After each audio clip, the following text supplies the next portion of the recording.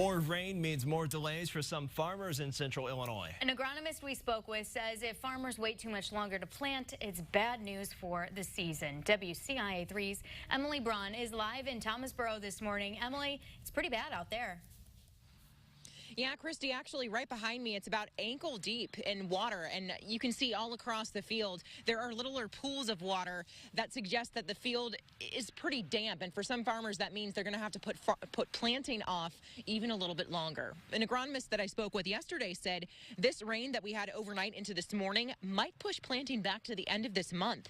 If that's the case, he says average corn yield could lose up to 5% yield potential. For soybeans, up to 10 to 15% yield potential could be lost, but farmers can bounce back from that. He says the real issue is if planting gets delayed until June, but for right now, he says he is staying optimistic. So even though the amount of corn and soybeans planted on the national average is below what it usually is, he says there's still plenty of time to make up for that. Live in Thomasboro, Emily Braun, WCIA3, your local news leader. What's up? Forecast is looking like it's going to be a little bit of a wet one. Most of the shower activity now gone. You can see Emily standing outside, and there's no rain falling, but we do have all of the effects, of course. The wet roads, the puddles that are around the area now due to the consistent heavy rainfall that we had throughout the night. Now, currently seeing temperatures in the mid-60s. They warm up some. We're going to call for highs in the upper 60s and lower 70s. I think the rain gear probably won't be necessary for a lot of the kids coming home unless they're closer to I-70. That's where we'll have additional chances of showers and storms throughout the remainder of today. Pontiac RV Skycam here in Livingston County. As you look at your Roofing Dog Internet camera network, it's a cloudy sky, and it's really going to be a cloudy sky for the remainder of the day, even though we are noticing that conditions are beginning to dry out.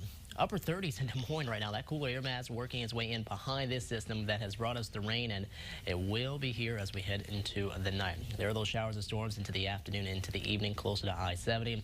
Those are gone. We'll see partially clearing skies ahead for tonight and cooling down heading into the day tomorrow. And if you want to know how cool, make sure to check out our WCIA3 weather app. You can download it. It is free, and it'll give you more information on what we expect also as we head into the upcoming weekend. Christy, Aaron. Thanks, Adam. One man is dead after a house fire in Gifford. It happened just before 5 o'clock yesterday on South Main Street along Route 32. 42-year-old Shane Razor was inside when it happened. He was taken to the hospital where he died. Crews were able to put out the fire within 45 minutes, but not before smoke consumed the house. Razor was the only person home at the time, and the Gifford Fire Chief does not believe anything was suspicious. The state fire marshal is now investigating. New this morning, another man has been arrested in connection with the Decatur shooting last year. Our partners at the Herald and Review report it happened in September in the 1200 block of East Clay. On Tuesday, officers arrested a 22-year-old man who was questioned at the time of the shooting. Witnesses say they saw him fire a gun from the car. Officers later found him under a porch in the area. He said he hid because he saw a car speeding towards him and felt someone was after him. He denied knowing anything about the shooting, though police later found out he allegedly did shoot a gun from the car.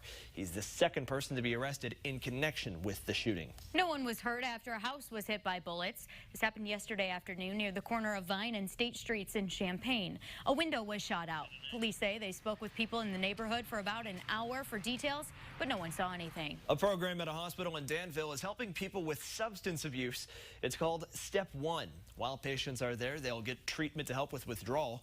Danville's hospital is the first OSF location to start something like this. The only requirement is the patient has to want the treatment. From there, they'll work with patients on deciding the best way to get to sobriety.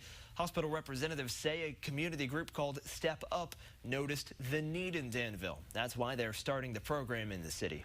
We've told you about a group that honors fallen soldiers by putting wreaths on their graves in Danville. Well, they are already looking for more volunteers. Wreaths Across America places the wreaths during Christmas time, but they have a bucket drop in July to raise money. That is when they are asking for your help. Information on how to volunteer can be found on our website, WCIA.com. Nursing students in Decatur will get some help in the next step of their education. Richland Community College is partnering with Millikin University. When you finish your associate's degree at Richland, you'll be guaranteed a spot for Millikin's Bachelor of Science program in nursing. There's a tuition discount for those who enroll. Now that the official plan to legalize recreational marijuana is starting to move in the State House, opponents are lining up for a chance to pick it apart. Governor Pritzker says this plan would provide money for minority communities and that it would guarantee minority-owned businesses a part of the profits. But the NAACP remains unconvinced. You're creating an addiction. You're adding to an addiction that's already out there, that's illegal. You're making it legal, and more people are going to suffer. Again, rich people are getting more rich off the back of poor people. The other thing is that it is unfortunate that the state of Illinois decides to pay its bills off the back of people who can't pay their bills every day.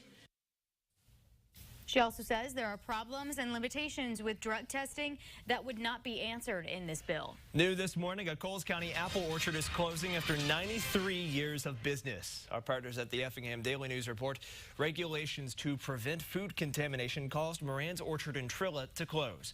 Owner Jane Moran says the law prevents them from continuing to sell unpasteurized cider and requires things like testing water before spraying. The law went into effect in 2016 and inspections are set to begin next year. Moran said over the years they've never heard of someone getting sick from their fruits.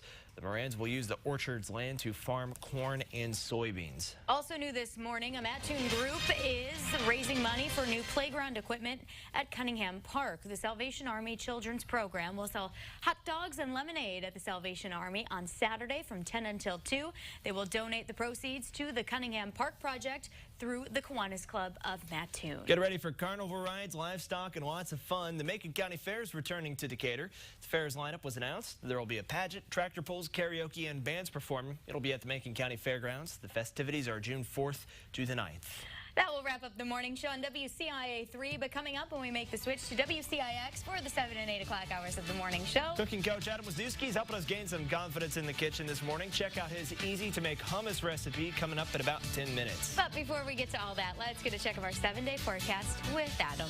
It looks like a lot of the shower and storm activity that we're going to notice here mainly will happen during the morning hours, unless you're closer to, well, it looks like I-70, where we might see more of those chances on into the afternoon. Now, once we go on into the next couple of days, we're drying out, cooling down as we head on into the next couple of days. But then another small chance of showers for your Mother's Day. There's the biggest fly buzzing around the studio Yeah, you all might see morning. it. Might have been trying to get out of the It's been rain. here since 5 a.m. Yeah, it has been. Awarding.